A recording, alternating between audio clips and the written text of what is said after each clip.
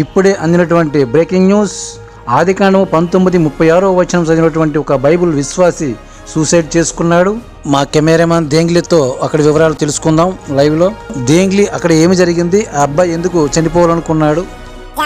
ఆదికాండము 19:36 చదివాడు. అందులో తండ్రి కూతుళ్ళు సంసారం చూసి తట్టుకోలేక ఫ్రస్ట్రేషన్ అయిపోయి ఊరేసుకున్నాడు. దారిలో పోయినటువంటి ఒక హిందూ యువకుడు ఆయన కాపాడాడు.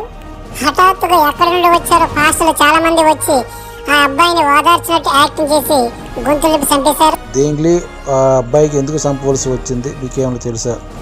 బైబిల్ బండారం బయటపడిపోతున్న భయంతో ఆ అబ్బాయిని చంపేశారు.